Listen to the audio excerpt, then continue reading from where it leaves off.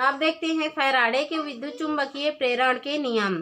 तो फैराडे के विद्युत चुंबकीय प्रेरण के नियम से हमने अभी देखा कि यदि हम उसमें किसी भी बद्ध चुंबकीय फ्लक्स के मान में परिवर्तन करते हैं तो उसमें जो है विद्युत वाहक बल उत्पन्न होने लगते हैं, प्रेरित होने लगते हैं।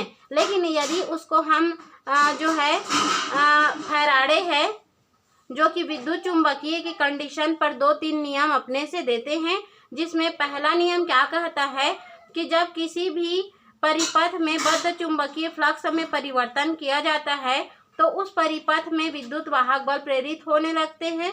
इसका अस्तित्व उस समय तक रहता है जब तक कि चुंबकीय फ्लक्स में परिवर्तन होता रहता है। ठीक है, जैसे हम अभी क्या पढ़े हैं, तो हमने पढ़ा है विद्युत चुंबकीय प्रेरण से फैराडे का नियम। तो उसमें ये जो होती है इस कंडीशन पे यहाँ विद्युत जब कभी कुंडली में बद्ध चुंबकीय फ्लक्स में परिवर्तन होता है तो कुंडली में प्रेरित विद्युत वाहक बल निकलते हैं, उसको हम तभी तक देख सकते हैं जब तक यहाँ n दंड चुंबक में विक्षेप होता रहे, जिससे धारा मापी के धारा में परिवर्तन प्राप्त होते रहे। तभी के कंडीशन में हम क्या कर सकते हैं, तो फैराडे का प्रथम नियम का उपयोग कर सकते हैं। जैसे हम विक्षेप यदि दंड चुंबक के विक्षेप को शून्य करते हैं, यदि उसको हम धारा मापी के नज़दीक नहीं ले जाते हैं तो उस कंडीशन में हम लोगों का ये जो फैराडे का विद्युत चुंबकीय प्रेरण का नियम है वो क्या हो जाएगा, फॉल्स हो जाएगा। बिकॉज वहाँ पर उसमें धारा मापी में विक्षेप का मान क्या हो गए हैं, शून्य हो गए हैं, नगण्य हो गए हैं। क्लियर इतना। अब इसकी व्याख्या करते हैं कि इसको कैसे समझा जा सकता है। तो इसको समझने के लिए हम इसी थ्योरी को उसमें यूज कर लेंगे। ठीक है, क्लियर हुआ इतना। जैसे यदि बोलता है क्वेश्चन, फैराडे के विद्युत चुंबकीय प्रेरण के नियम को समझाइए और उसके प्रथम नियम को एक्सप्लेन कीजिए। तो उसके प्रथम नियम को आप लोगों को लिखना है और साथ ही साथ उसकी व्याख्या करेंगे। तो यहाँ से लेकर आपको इस की पॉइंट से लेकर इस की पॉइंट तक आप लोगों को इस डायग्राम के साथ उसको बताना है और साथ ही साथ इस निष्कर्ष को दे देना है। क्लियर इतना तक। अब आगे देखते हैं इसके बारे में। तो आते हैं उसके द्वितीय नियम पर। तो द्वितीय नियम क्या कहता है, तो द्वितीय नियम कहता है प्रेरित विद्युत वाहक बल में यदि चुंबकीय फ्लक्स के मान में परिवर्तन करें तो वह उसमें परिवर्तन की दर के अनुक्रमानुपाती होती है। क्लियर है। तो यहाँ जो पहला नियम देखे हम उस डायग्राम से उसी डायग्राम को डेरिवेट करते हैं आगे। तो उसके लिए हम लोग देखते हैं क्या फैराडे का चुंबकीय प्रेरण का द्वितीय नियम, उसमें जब प्रेरित विद्युत वाहक बल में चुंबकीय फ्लक्स में परिवर्तन किया जाता है तो प्रेरित विद्युत वाहक बल के चुंबकीय फ्लक्स में परिवर्तन की दर के अनुक्रमानुपाती होती है।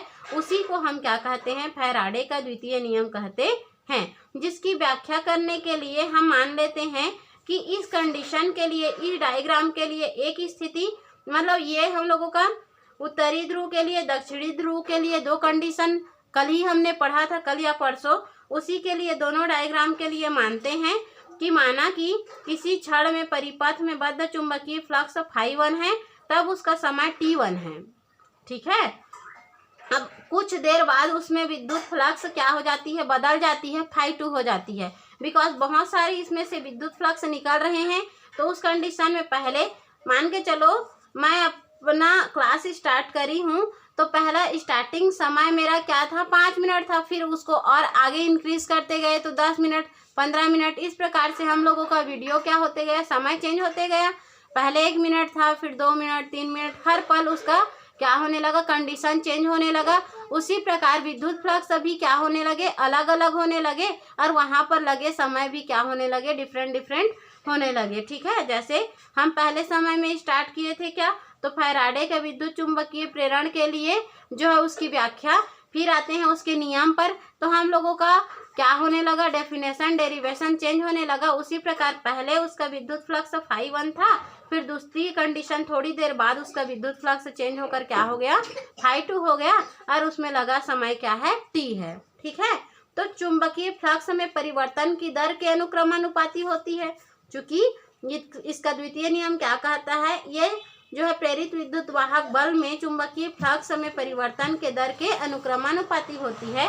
तो यहाँ पर चुंबकीय फ्लक्स में परिवर्तन φ2 - φ1 हुआ और बटा उसमें लगा समय। क्लियर? इस थ्योरी से हम लोगों ने इसको निकाला।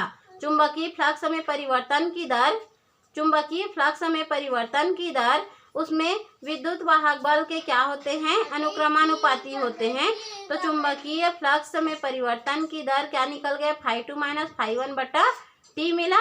अब उसमें विद्युत वाहक बल क्या लग रहा है, तो उसमें विद्युत वाहक बल एप्सिलॉन मान लिए, तो वो जो है इसका इससे अनुक्रमानुपाती के संबंध में रहता है। प्रेरित विद्युत वाहक बल एप्सिलॉन जो है चुंबकीय फ्लक्स में परिवर्तन के अनुक्रमानुपाती होते हैं, इसीलिए हमने दोनों को क्या किया, अनुक्रम लिया।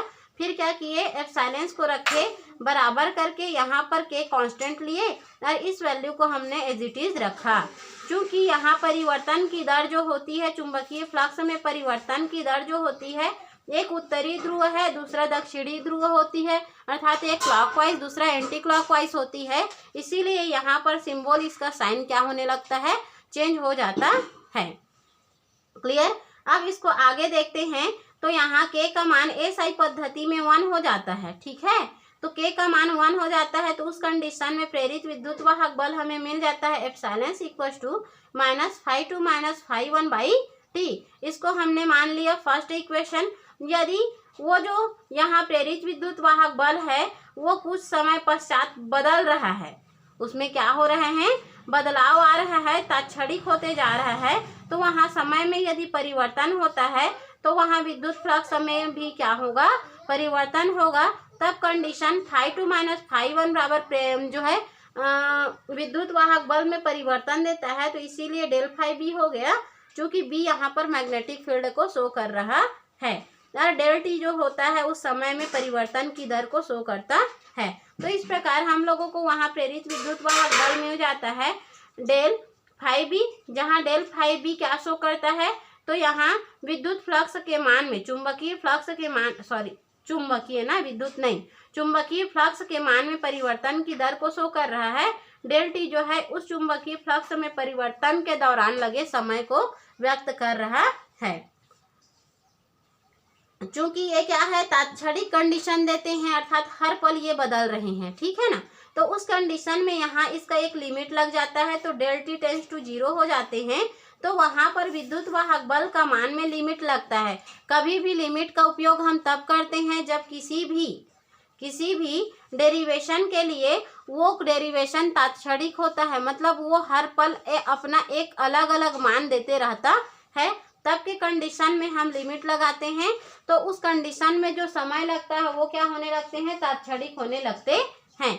तो एप्सिलॉन का मान मिल जाता है, अर्थात प्रेरित विद्युत वाहक बल का मान मिल जाता है limit del t tends to 0, और ये आ जाता है minus del phi b by del t. Clear? इतना डेल टी टेंड्स टू 0 है, इसीलिए वो जो है डेल डी में कन्वर्ट हो जाते हैं, तो ये माइनस डी फाई बी बटा डी टी हो जाते हैं। मतलब इसको इस रूप में भी लिखा जा सकता है और इस रूप में भी लिखा जा सकता है। ऐसा जरूरी नहीं है कि इसी रूप में लिखना है और इस रूप में नहीं लिख सकते हो, या इस रूप से इस रूप में कैसे आया, ऐसा कुछ नहीं है। ये दोनों एक दूसरे का क्या होते हैं, तो सेम अर्थात सिमेट्री कंडीशन होते हैं। इसको दे देना है इक्वेशन नंबर 2। फिर आगे देखते हैं इसका भाग। तो ये भी हम लोगों का प्रेरित विद्युत वाहक बल है, इसमें हम लोगों को प्रेरित विद्युत वाहक बल इतना मिला है और यहाँ प्रेरित विद्युत वाहक बल इतना मिला है। अब यदि हम लोग यहाँ पर जो है इस डायग्राम में फेरों की संख्या n रखते हैं, ठीक है, तो n फेरा बहाते हैं, तो उस कंडीशन में हम लोगों का derivation epsilon = -n d phi b by d t हो जाता है। क्लियर? इतना